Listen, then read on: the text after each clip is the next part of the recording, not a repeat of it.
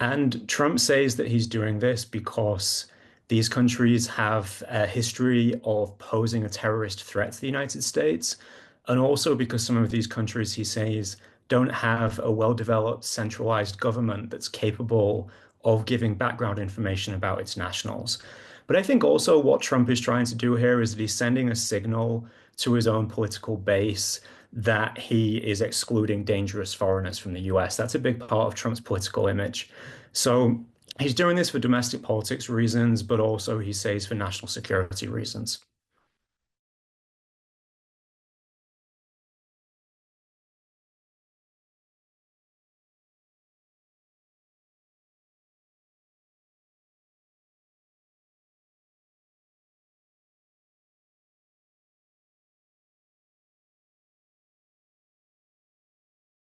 This time they've cast the net a bit wider, and they're hoping that that's going to make this travel ban stand up to court challenges in a better way than his one did in the first administration.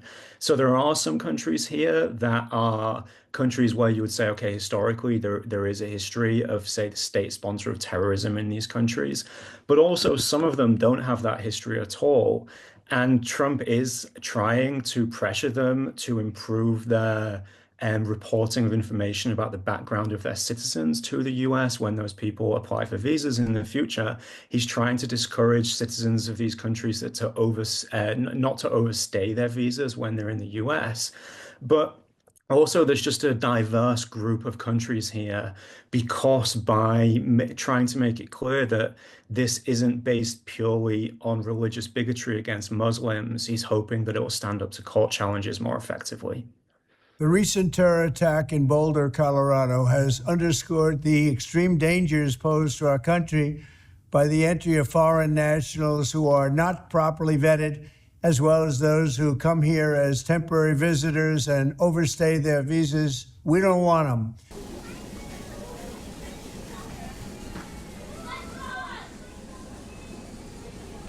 Oversized belt, carousel number 8. Since many bags of the light.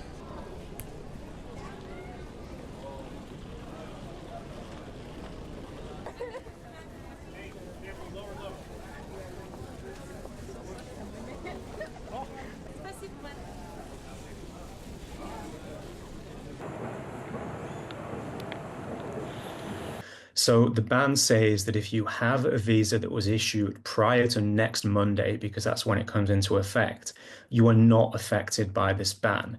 But we also know that in Trump's first administration, there was a lot of chaos around the implementation of these travel bans. Rules were sometimes applied inconsistently at the border. It sometimes took people a long time to get the redress that they were entitled to according to law. So I think that amid the general crackdown that the Trump administration is launching, both on foreigners in general, but also actually specifically foreign students who we've seen targeted quite a lot, it would be understandable if people were now much more nervous about making that trip home and then hoping to re-enter the US. But according to the letter of this travel ban, they should be able to do that. It's the implementation and the way that it interacts with these other Trump initiatives, which are cracking down on foreign visa holders, which would make someone concerned, I think.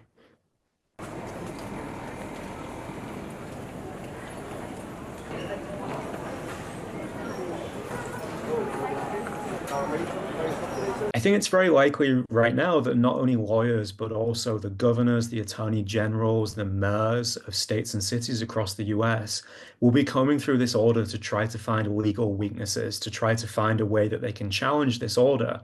But they do have quite a tough battle against them, I think, because the administration has really done its homework legally with this order. It has followed the process it's supposed to follow to implement an order of this kind. And during Trump's first administration, the Supreme Court made clear that the president does have the power to promulgate this type of order. Eventually, Trump's travel ban was upheld by the Supreme Court in his first term. It just took him several times to come up with a version of it that the courts would uphold. And I think that there will be challenges against this order.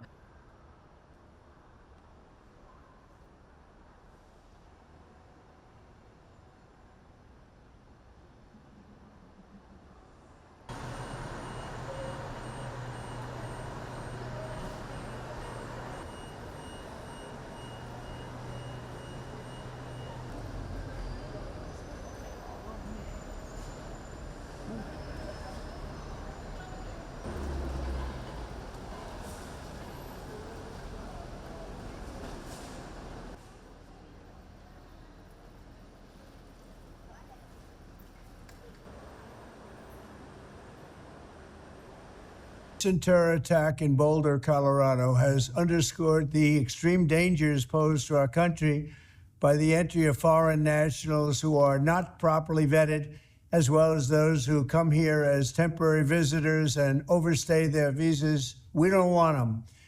In the 21st century, we've seen one terror attack after another carried out by foreign visa overstayers from dangerous places all over the world. And thanks to Biden's open door policies, today there are millions and millions of these illegals who should not be in our country.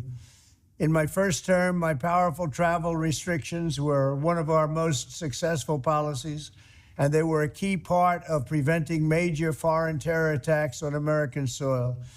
We will not let what happened in Europe happen to America. That's why on my first day back in office, I directed the Secretary of State to perform a security review of high-risk regions and make recommendations for where restrictions should be imposed.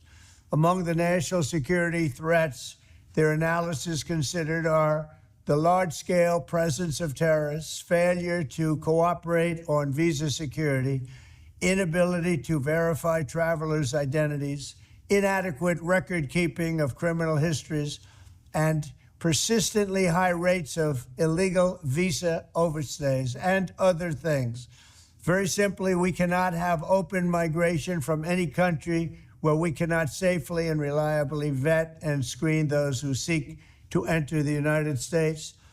That is why today I am signing a new executive order placing travel restrictions on countries including Yemen, Somalia, Haiti, Libya, and numerous others. The strength of the restrictions we're applying depends on the severity of the threat posed. The list is subject to revision based on whether material improvements are made, and likewise, new countries can be added as threats emerge around the world. But we will not allow people to enter our country who wish to do us harm, and nothing will stop us from keeping America safe. Thank you very much.